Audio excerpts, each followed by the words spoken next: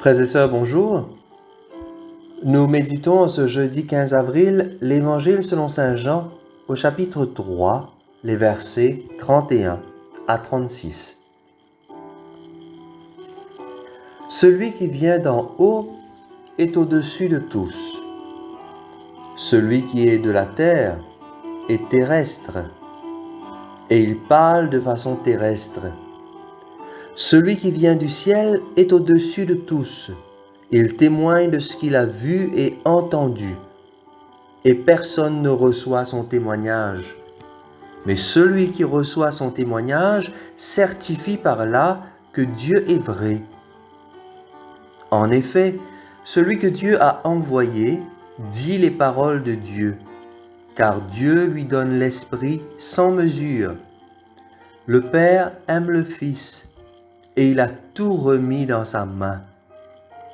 Celui qui croit au Fils a la vie éternelle.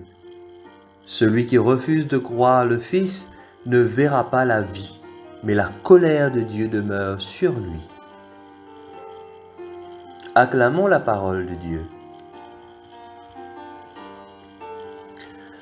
Frères et sœurs, ce bref passage de l'Évangile nous présente principalement deux types de relations que sont la relation, premièrement, que le Père entretient avec le Fils, et deuxièmement, la relation que nous sommes supposés avoir avec Jésus. Et ces deux relations nous ouvrent obligatoirement sur une troisième relation qui est bien la relation entre les hommes. Voyons la première relation, c'est-à-dire la relation de Jésus avec son Père. Jésus, Fils de Dieu, est celui qui vient d'en haut, celui qui nous montre le vrai chemin vers Dieu. Il l'a dit hier dans l'Évangile, « Je suis le chemin, lui-même il est le chemin ». Celui qui témoigne par toute sa vie de l'amour du Père pour les hommes. Dieu a tout remis entre ses mains. Il est l'unique Fils de Dieu, le médiateur par excellence entre Dieu et les hommes. Et c'est lui qui nous dit ce que l'homme doit être. C'est pour cela que Jésus prend naissance, Dieu prend naissance dans notre histoire, pour rejoindre l'homme dans son histoire et lui dire « Voilà ce que tu dois être ». Mais pour que nous puissions comprendre le témoignage de Jésus, il nous faut accepter de croire en lui. Accepter qu'il est vraiment le Fils de Dieu, qu'il est Dieu. Ce récit de l'Évangile, frères et sœurs, nous présente une certaine radicalité de l'Évangile. C'est-à-dire, avec la parole de Dieu, il n'y a pas de demi-mesure. Il n'y a pas de un coup oui, un coup non. À chaque instant de notre vie, en toutes circonstances, il nous faut nous efforcer d'avoir la pensée de Dieu. Sans quoi, le cœur de l'homme restera fermé à la grâce. Même si par notre intelligence, nous pouvons comprendre beaucoup de choses, nous pouvons lire de grands textes théologiques, nous pouvons faire de belles méditations, mais si le cœur reste fermé, nous serons fermés aux vérités profondes de Dieu. Celui qui croit à la vie éternelle, nous dit l'Évangile. Chers amis, on ne peut pas imposer la foi. Dieu crée tout homme libre. Cependant, le chrétien a besoin de témoigner de sa foi, comme le font Pierre et les apôtres dans la première lecture tirée des Actes des Apôtres. Nous sommes les témoins, il nous faut annoncer. Mais annoncer ne veut pas dire forcer les gens à croire en Jésus, c'est plutôt les inviter. Les inviter à reconnaître Jésus comme Seigneur et Sauveur. Mais Dieu attend de chaque personne une réponse libre, une réponse pleinement consentie, parce que l'amour se vit dans la gratuité, jamais dans l'obligation. Alors la question qui peut surgir est la suivante. À quoi cela m'engage-t-il que d'accepter Jésus comme vrai et unique Fils de Dieu? De l'accepter comme Seigneur et Sauveur? Eh bien la réponse elle est toute simple. L'Évangile nous dit « Celui que Dieu a envoyé dit les paroles de Dieu, car Dieu lui donne l'Esprit sans mesure. Cela signifie pour nous, chers amis, que nous devons entretenir en nous les mêmes sentiments du Christ et pouvoir regarder chaque homme, chaque femme, chaque enfant, chaque être humain avec ce regard de Jésus. Il s'agit pour nous d'agir comme celui qui vient d'en haut et qui s'est fait homme.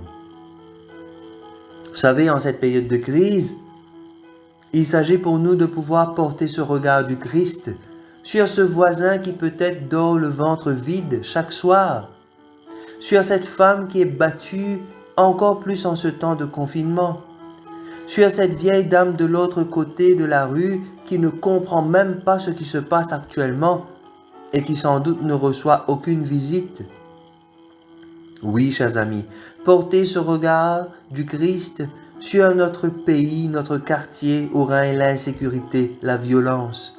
Ce regard du Christ sur celui qui nous rejette même, qui entretient une certaine rancune envers nous. Se comporter et agir comme celui qui vient d'en haut, c'est tout cela. Alors certainement, ce faisant, nous pourrons découvrir des choses positives qui arrivent tout le temps autour de nous, car l'amour de Dieu est une action continue en faveur de l'humanité. C'est cela rendre témoignage de ce qu'on a vu et entendu. Frères et sœurs, le témoignage du Christ est un témoignage gratuit. C'est cette attitude à servir sans rien attendre en retour, sans avoir besoin de la réponse de l'autre.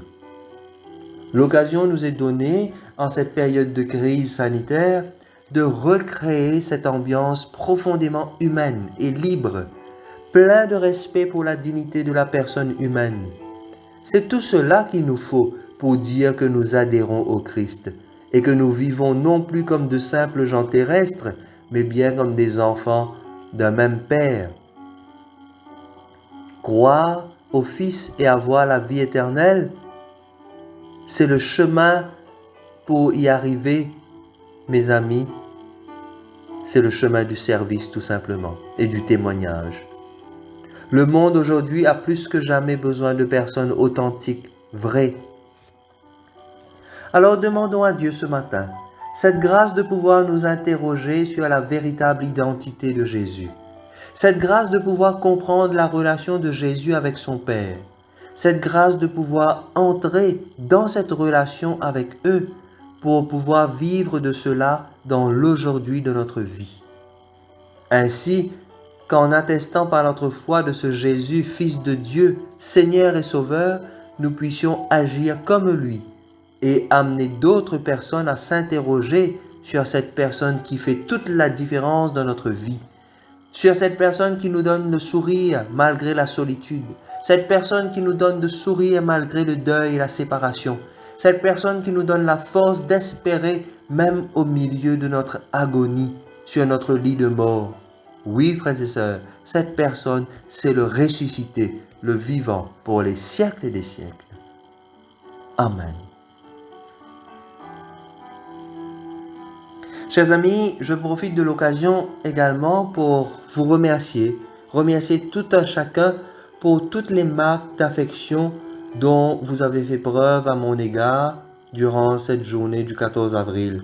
Merci pour votre amitié, merci pour votre soutien.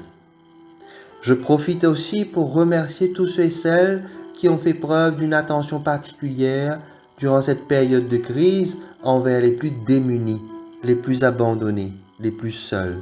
Vous êtes nombreux à avoir réagi à nos appels de dons, de vivre pour les plus démunis de notre paroisse, de notre société. Je vous en remercie vivement. Que le Seigneur déverse sur vous et sur vos familles toutes ces pluies de bénédiction. Amen.